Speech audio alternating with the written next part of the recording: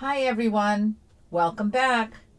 Today's prompt is past midnight, drunk on purple wine.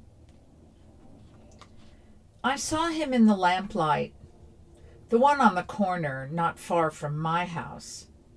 It was around midnight and the sky was black, laden with stars. Lots of shooting stars that night illuminating the sky. I caught a glimpse of what looked like a homeless man on the corner, sitting on the sidewalk with his back against a brick wall. It was late spring, so the weather was amenable to a nice sleep under the stars. I found myself walking towards him. I was curious about what brings a person to this living situation in their lives. I approached him slowly with a greeting of hello, even though it was late. He was awake, writing a book, using the street lamp to light his work. He looked at me and smiled and said, "Hello." We exchanged pleasantries, and he invited me to sit beside him.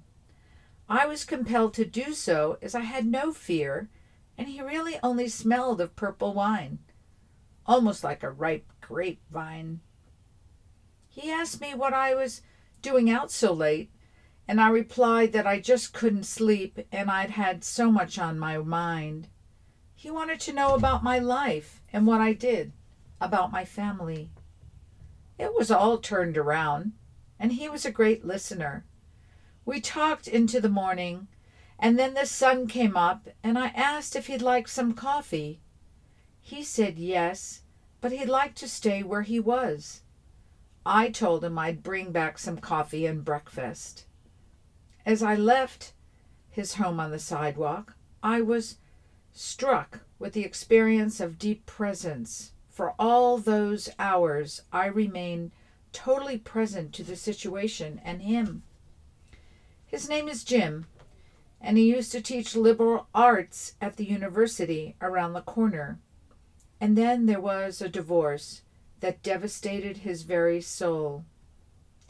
He found himself unrecoverable and broken. I listened as well. I was filled with compassion and connection. He had been on the street for only 1 year, finding solace in non-attachment to everything. I could see the liberation in that choice, how freeing it must be to not work, no schedule, nothing worldly to deal with, except survival. However, he was like myself, a prisoner of the mind. I came back with breakfast burritos and coffee, and so began our long friendship. The end. Thank you for listening. Please subscribe.